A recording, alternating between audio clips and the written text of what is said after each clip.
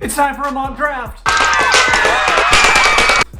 It's time for a mock draft. Okay, it's happening. It's time for a mock draft. Yes! Yes! Mock draft 4.0. Hello, fellow draft fans. Troy here with the Half Court Report YouTube channel, and the draft is less than a week away, going through all 60 picks. Make sure you like the video. Make sure you subscribe to the Half Court Report YouTube channel. Would appreciate your support, and videos like this take tons of time, tons of research, tons of editing, so show some love, especially by hitting a like on this video. The more research I've done on this draft, it is a very strong draft. Lots of good players, so even deep into the first round and into the second round, you're gonna get some really good talent. Let's get into it. First pick in Mock Draft 4.0 is gonna be made by the San Antonio Spurs. They're going with Victor Wembanyama. What more can you say about Victor? Led the French League in points, blocks, rebounds. He was also the MVP and Defensive Player of the Year in the French League. 7'5", 8-foot wingspan. Generational talent. He's 100% going to be picked first overall by the Spurs, and this is the type of player who can change the NBA just by the way he impacts the game when he's on the floor. The only thing holding him back will be injuries, and let's be honest, not a great track record of guys this tall having long injury-free careers. But if that happens, Wemby will be the next great big man for the Spurs and the next great NBA player. Pick number 2, going to be made by the Charlotte Hornets. Lots of debate with this pick, but I have them going with Scoot Henderson. I think anything else would be a Hasheem Thabeet level draft fumble, okay? Scoot is another high upside player. He would probably go number 1 in most any other draft. He is a super athlete. He's great at scoring the ball, really strong guard, brings that winning mindset to the game whenever he plays. There are questions still remaining about his ability to get teammates involved like a true point guard does, and maybe his defensive intensity all the time, but those are things that he's getting better at. And I like this pick. It will be a super exciting backcourt with him and LaMelo Ball, and forget about the people saying that they can't play together. The fit is going to be just fine. Charlotte, don't overthink it. Pick Scoot at number 2. Pick number 3, going to be made by the Portland Trail Blazers. They are going with Brandon Miller from the University of Alabama. Could we see a trade with this pick to bring in more help for Damian Lillard? I think that's a possibility, but Brandon Miller, he's the best player available. Great size for the small forward spot, really good shooter. Still pretty skinny, so there is that question as to what it'll look like when he goes against NBA players on a nightly basis and when he's trying to score against those stronger guys. But you draft Brandon Miller with the hope that eventually he'll turn into a Paul George or Brandon Ingram level talent. Pick number 4, going to be made by the Houston Rockets. Let's give him Amen Thompson. Another incredible athlete, one of the best in the draft, I think. He's like a top 1% in terms of athletic capabilities. He's really big for a lead guard. He is a smart player who gets out in transition, really good playmaker. Biggest concern is his shooting, and that's going to determine whether he's an all-NBA type of player or just a really athletic role player in a few years. But the athleticism with him and Jalen Green would be crazy fun to watch. This would be a really good pick for Houston. Pick number 5 is going to be made by the Detroit Pistons. Cam Whitmore out of Villanova is the pick. Really high upside player, one of the youngest guys in this draft. But he has speed, he has power, he has athleticism, and he can guard multiple positions. One of those players who oozes potential, as they say. It's just a matter of time if he can put it all together, but my money is on him figuring things out, and those Villanova guys have a good track record of success in the NBA. But I see him as a long-term piece to put with Cade Cunningham, Jaden Ivey. Detroit is just racking up young players with potential and hoping that a couple of them hit, and one of them could be Cam Whitmore. Pick number 6, going to be made by the Orlando Magic. Asar Thompson, yes, he's the twin brother of Amen Thompson, and they're very similar players, except Asar is more of a wing, whereas Amen is more of a playmaker, point guard type of prospect. But like his brother, amazing athlete, lockdown defender. He can really push the ball, good around the basket, but like his brother, needs to get better as a shooter and develop a more reliable jumper. And I know that Orlando fans are watching this video saying, but we need shooters. But Ausar Thompson is just too good to pass up in this draft. You pick him, you work on his shot later. So the bottom half of the Thompson twin sandwich with Ausar Thompson here, Cam Whitmore is the meat in the middle. Pick number 7, going to be made by the Indiana Pacers, and I have them going with Jarris Walker, University of Houston guy, strong and sturdy frame, guards any position. He's 6'9", 7'2" wingspan. You draft him to be that super-sized 3-and-D wing who can also score inside and can play make a little bit as well. Do you ever have guys in the draft where you think, I don't know if this guy's really going to pan out? I have those feelings about Jarris Walker for some reason. Maybe I'll be wrong, but I see high bust potential here. But if he pans out, I like him as a front court starter along with Miles Turner, and I think that Tyrese Halliburton could bring the best out of Walker as well. Pick number 8, going to be made by the Washington Wizards, and they are going with Cason Wallace. Cason Wallace would be a great guy to rebuild your team with. He's a high-level defensive point guard, solid shooter, good mechanics, pretty safe pick at this point in the lottery. And also, a lot of times these Kentucky players, they tend to perform better in the NBA. We've seen that with Devin Booker, Tyler Hero, Tyrese Maxey, Emmanuel Quickley, but I'm thinking he can have a really nice career, and Cason can start with the Wizards from day one. Pick number 8, going to be made by the Utah Jazz, and they are going with Bilal Coulibaly.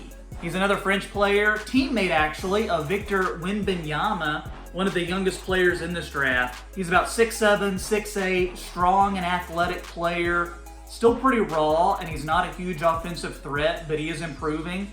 What sets Coulibaly apart is his defense. He can come in and be a defensive stopper right away.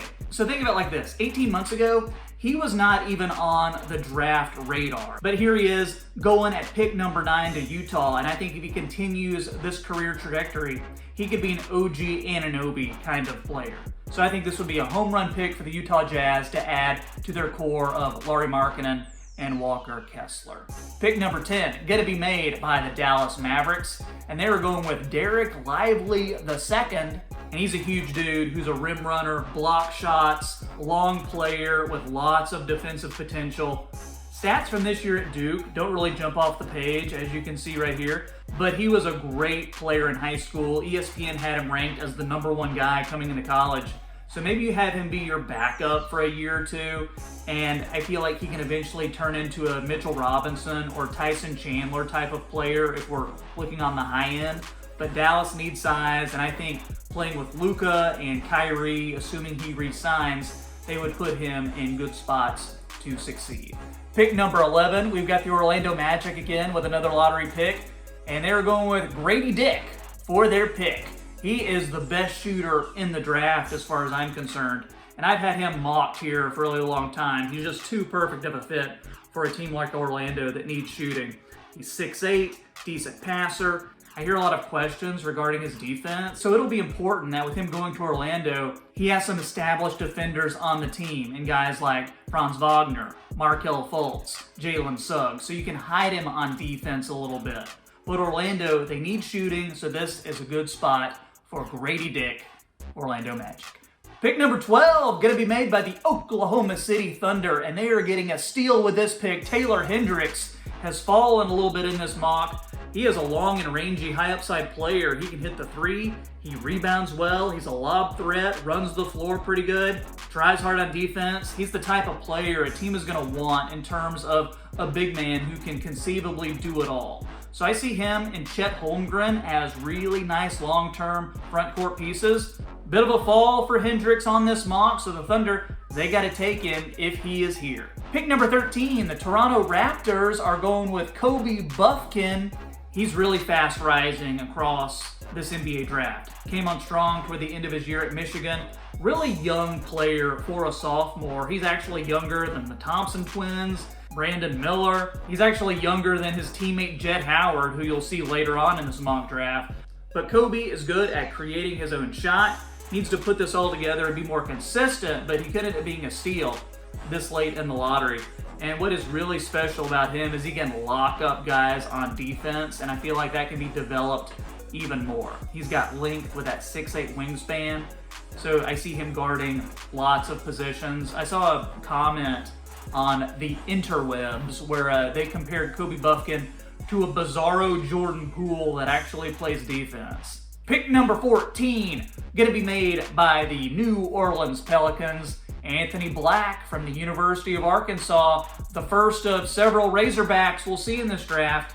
Getting him at pick number 14 would be a steal because I think he's a top 10 talent, but I really like his game. He processes basketball at a really high level, so I see him making the game easier for his teammates. One of my favorite wings in this draft, if I'm being honest, because he can score, he passes, he rebounds, he defends.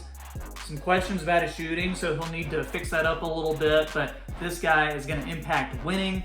I see him as the type of player who will be a good connective piece for the Pelicans, and they need talent in the backcourt. All right, that's going to do it for the lottery. Before we get into the rest of the draft, be sure you like this video and subscribe to the channel. Would really appreciate your support. Pick number 15, the Atlanta Hawks are going to go with Nick Smith Jr. He can play on the ball, he can play off the ball, and he's also a teammate of Anthony Black, who just went one spot before him, but he's a pretty good competitor who plays hard. Questions about his defense, but he's shown that he's willing to work on that and get better in that area. He was the number 3 player coming out of high school, so lots of talent with Nick Smith. And the Hawks, over the last few drafts, have gone with highly rated high school guys like Jalen Johnson and Adrian Griffin. And I feel like Nick Smith would fit what they're trying to do in Atlanta. Pick number 16, going to be made by the Utah Jazz. Another pick for them. They're going with Jalen Hood-Schifino from the University of Indiana. The Jazz get their point guard here, maybe their point guard of the future, but he can play the 1, he can play the 2. He's got a good feel for the game. He's a plus defender. Needs to gain a little bit more consistency. Hood-Schifino could be the long-term answer there. Pick number 17, going to be made by the Los Angeles Lakers. The pick is Jordan Hawkins from the national champion UConn Huskies. And next to Grady Dick, one of the best shooters in this draft, and also good value just past the middle of the first round. Putting him on a team with other offensive weapons like LeBron and Anthony Davis will allow Jordan Hawkins to thrive. He's actually an okay defender as well. But this is a no-brainer pick if I'm the Lakers. I like him way better coming off the bench at that 2 spot more than Malik Beasley. So hey, pull the trigger, LA, and take Jordan Hawkins at number 17. Pick number 18, the Miami Heat are going with Leonard Miller. He's a big man from Canada, spent this year in the G League. Came to the game late, so he's still getting used to his 6'10 body and his 7'2 wingspan. But he's continuing to improve. He improved a lot over the course of this past season. He actually entered his name in the draft last year before pulling out, but he's a high motor guy, high level rebounder, checks a lot of boxes for what you want in a prospect, and I feel like the Heat would be good at developing his game even further. Good pick for the Heat here, in my opinion. Pick number 19, the Golden State Warriors are going with Keontae George. Scoring punch off the bench, really good form. Needs to make better decisions with the ball, but he's the role player kind of guy who would thrive with players that get lots of attention from the opposing team. And also the Warriors like well-rounded prospects who contribute in multiple capacities, so Keontae is just too much talent to pass up this late in the draft. Pick number 19, going to be made by the Houston Rockets. They're going with Chris Murray, twin brother of Keegan Murray, who was drafted at pick number 4 by Sacramento last year. Chris and Keegan have pretty similar games. Chris is a low-risk player, spreads the floor, high basketball IQ. I think he can come in right away and give you minutes as a rookie. Another solid building block to add for the rebuilding Rockets. Pick number 21, Brooklyn Nets are going with Jet Howard. He's 6'8", he can shoot. Versatile offensive player, not a great defender, but the Nets have lots of guys who can cover for him there. He comes from that basketball pedigree with Juwan Howard, so he's been around the game his whole life. I think he'd be able to jump right in and contribute to the Nets team. And pick number 22, also going to be made by the Nets, back-to-back picks here, and they're going with G.G. Jackson, Gilligan Giggleswick Jackson himself. He is the youngest player in this draft. He reclassified up from high school, so started college early. He had a very frustrating first season in his 1 year of college. Questions about his maturity, his coachability, but he is a first-round talent. He's got a really high ceiling as a player, so there's lots of different ways this can go. Will he be able to put things together? Will he be able to show that he's more than what he showed in college? But the Nets, they have good coaching. They have veterans in place to help GG along. So I'm pulling for GG and hope that it works out with him and the Nets at pick 22. Pick number 23, going to be made by the Portland Trailblazers. The pick is Noah Clowney, teammate of Brandon Miller from the University of Alabama. He's a good defender, but also pretty good size as well. Rim protector. He can play the 4. He can play small ball 5. Pretty raw, but he has lots of upside. Think Nick Claxton type of player. The Blazers need big men, and I think he's probably the best big man that we have left in the draft. Pick number 24, going to be made by the Sacramento Kings. Maxwell Lewis from Pepperdine. Beautiful campus. And who knows, maybe he'll end up being a beautiful selection for Sacramento. Max is a decent athlete who can create his own shot. Questions about his defense since he did drop off a little bit in that area since his freshman year at Pepperdine. But I think all in all, Maxwell Lewis is a pretty low-risk player, and a team can never have enough of those 3-and-D type of wings. Pick number 25, going to be made by my team, the Memphis Grizzlies, and they're going with Jaime Jaquez from UCLA. So this guy was Mr. Hustle for the Bruins. Great footwork, awesome feel for the game. He was just so good in college and has the fundamentals, I think, to have a 10 or 15-year NBA career. Not the most athletic guy that you're going to see, but I think his athleticism is better than people give him credit for. He's kind of a streaky shooter sometimes, but players like this just find a way to help teams win, and they're able to stick in the league a long time. The more I think about it, he kind of reminds me of this generation's Shane Battier, who played for the Grizzlies for many, many years. Pick number 26, going to be made by the Indiana Pacers. Let's give him Dariq Whitehead, player from Duke. He was the number 2 ranked player coming into college ball, but he was injured a lot this year. He actually just had foot surgery recently too. So there are injury concerns with Dariq, but he's a high-level shooter, really young player. 6'10" wingspan allows him to play multiple positions, but it's low risk to take Whitehead this late in the draft because if he'd had the type of season people were expecting him to have at Duke, he would go in the top 5. Pacers have tons of picks, so they can afford to take a little bit of a risk, if you even want to call it that because it's this late in the draft, but a little bit of a risk with Dariq Whitehead. Pick number 27, going to be made by the Charlotte Hornets, and they are going with Bryce Sensabaugh from The Ohio State University. High-level scoring potential with Bryce, pretty efficient scorer. I think you draft Bryce with the hopes that he can be a 6th man of the year microwave scoring option one day. But think about it like this. You have LaMelo, you have Scoot, who I'm giving the number 2. Now you have Bryce Sensabaugh. That's a really good 3-guard lineup that you have for the Hornets. And I'd be pretty excited about that if I were a Hornets fan. Pick number 28, going to be made by the Utah Jazz again, and they are going with Colby Jones. He's a solid and well-rounded player, good competitor on defense, good catch and shoot player as well. Really safe pick here for the Jazz after taking a risk with Coulibaly in the lottery, but another good young piece to add to Utah. Pick number 29. Man, it's the Pacers again. We're seeing lots of repeat teams. But pick number 29, the Pacers going with James Naji. He's from Nigeria, plays in Spain. This dude is enormous. 7 feet tall, 7'7" wingspan. His arms are almost as big as mine, okay? But he is the 2nd youngest player in this draft. I would leave him overseas for a couple of years. Let him develop even further. Then when he comes over, hopefully you've got a Clint Capella type of player, and that's pretty good for pick number 29. Pick number 30, going to be made by the Los Angeles Clippers. Let's give him Andre Jackson. Andre, he can't shoot, but he does everything else amazing, and he's a great glue guy. He can pass, he can cut, moves without the ball, he competes at a high level, really nice basketball IQ, superb athlete, teammates love him. Really the only thing he can't do is shoot it well, so that's going to make or break his NBA career. But he's a really solid pick for the Clippers, and getting him at pick number 30 would be a good move. Okay, that's going to do it for round 1, but we still have a whole second round to go, so if you haven't already, be sure you like this video and subscribe to the channel. As I mentioned before, videos like this take so much research, they take a lot of editing, so show some love by dropping a like on this video. So pick number 31 in the second round of Mock Draft 4.0 going to be made by the Detroit Pistons, and they are going with Olivier Maxence Prosper.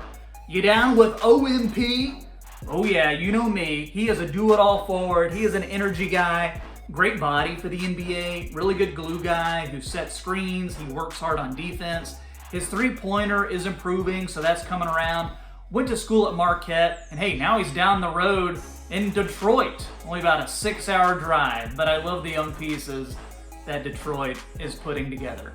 Pick number 32. Tell me if you've heard this team before. The Pacers are at it again, and they're going with Trace Jackson Davis.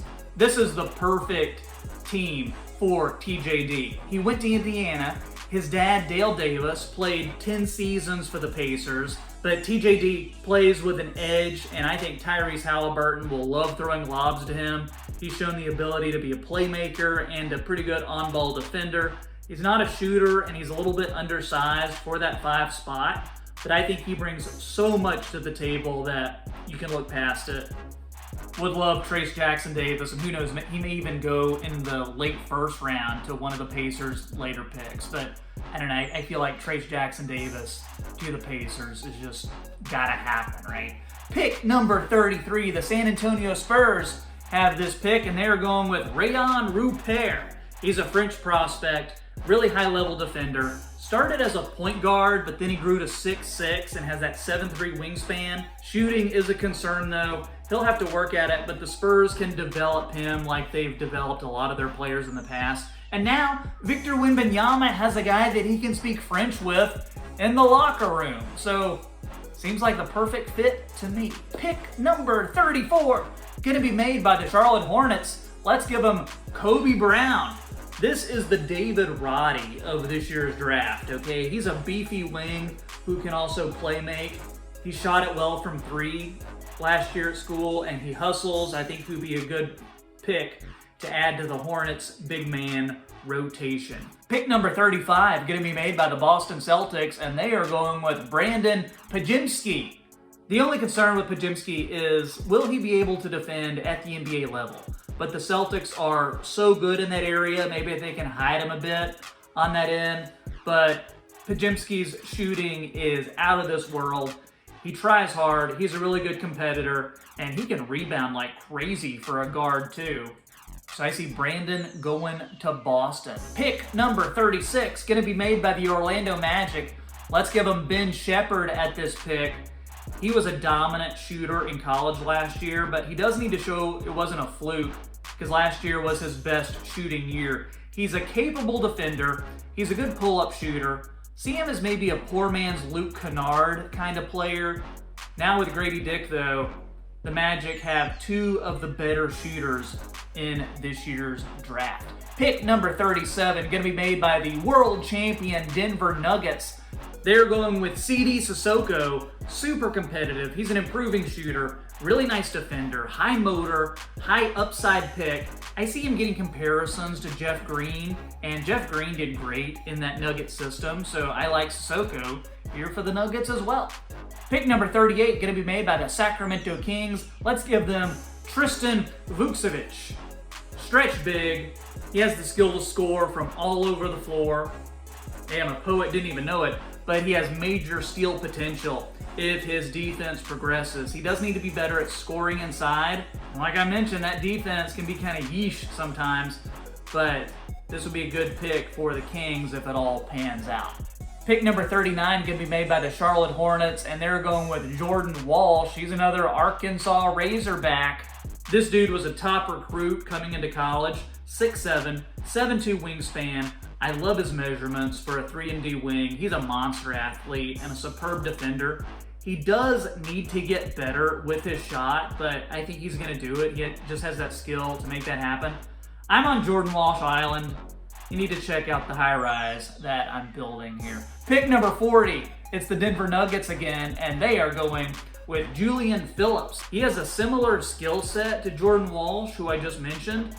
See Phillips as a Gerald Wallace type of player if he puts it all together, but another great defender, just needs to be a better shooter, but also good measurements for a 3-and-D wing. Pick number 41, Charlotte Hornets are going with Amari Bailey. Kind of a score-first player in high school, but he showed at UCLA that he can be a playmaker as well.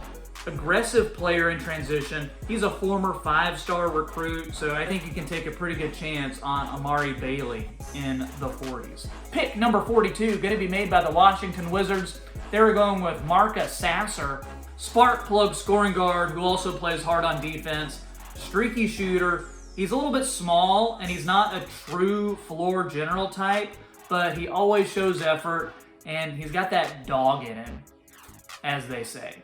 Pick number 43, going to be made by the Portland Trail Blazers. Jalen Wilson from the University of Kansas is the pick. He was fantastic in college for the Jayhawks, but he's got that versatile offensive game. He's got solid fundamentals, just not super athletic, and like I've said about some of the other guys in this draft, he's a streaky shooter. Good wing for the Blazers to develop, though. Pick number 44, going to be made by the San Antonio Spurs. Let's give him Amani Bates. This guy, what a fall from grace for Amani Bates. He was considered to be one of the best prospects to come along in years, a generational type of talent.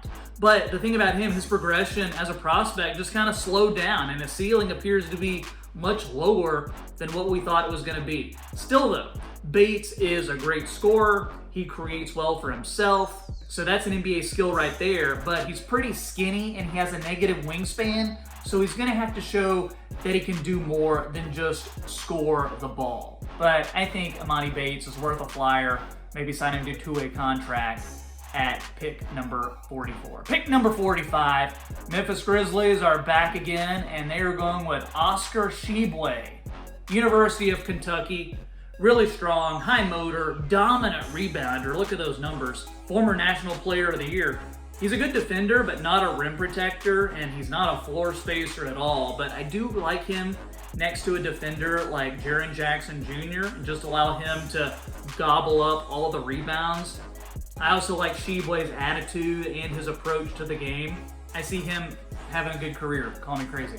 Pick number 46, going to be made by the Atlanta Hawks, and they're going with Terquavian Smith, the first and only Terquavian that we're going to have in this mock draft, but he will give you that scoring burst off the bench.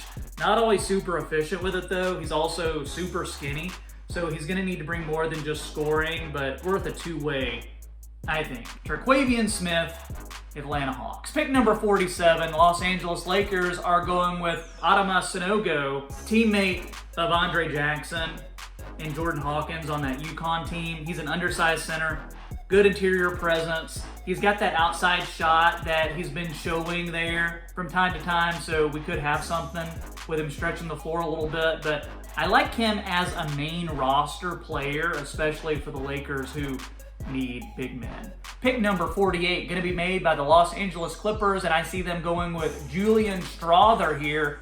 Highly efficient offensive threat. He's got the versatility to thrive in different roles. Nice defender, can hit the three.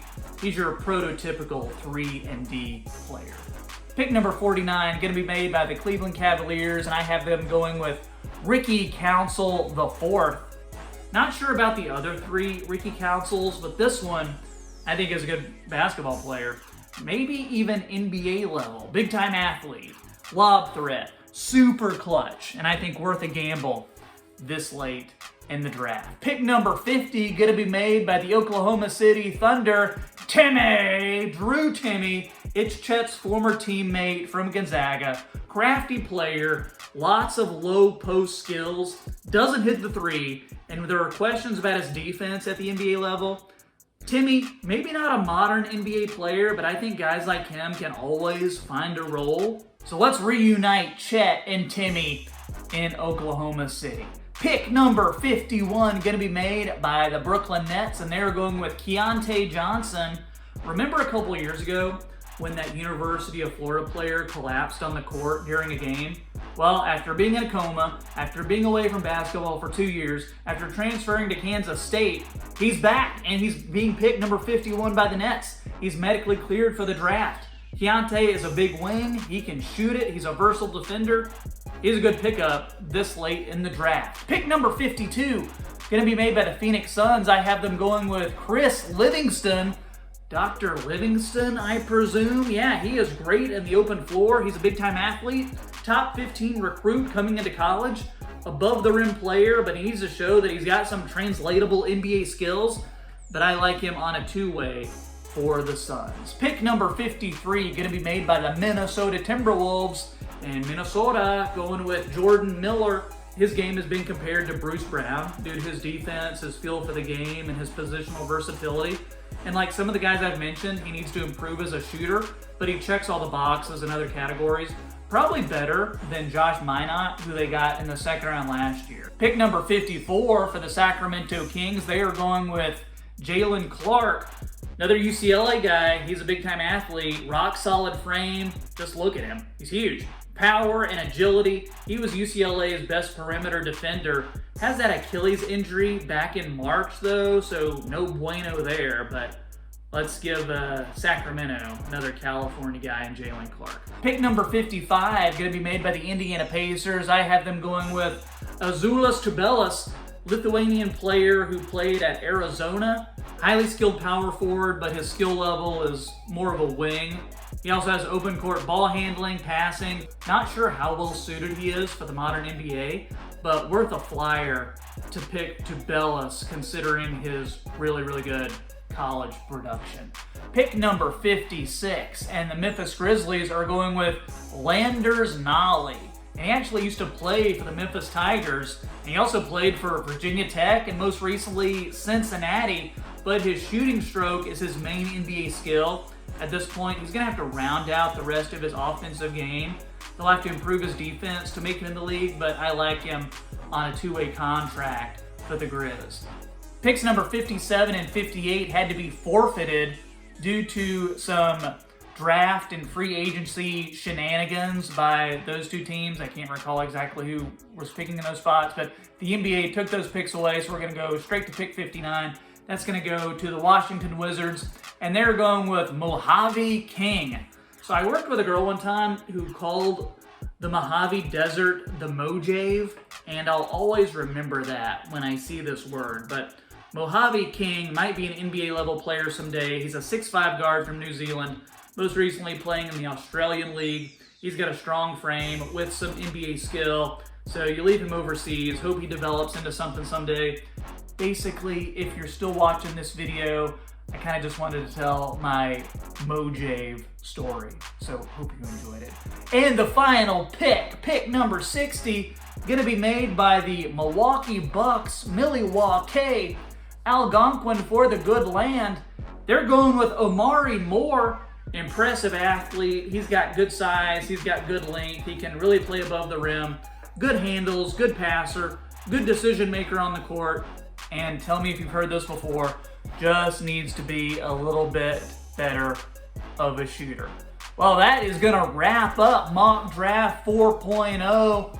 Hope you guys enjoyed it. Be sure to drop a like. Be sure you hit subscribe. Hey, if you've made it this far, comment me liking the draft in the comments so I see it and I know that you watched all the way to the end. I really appreciate the support.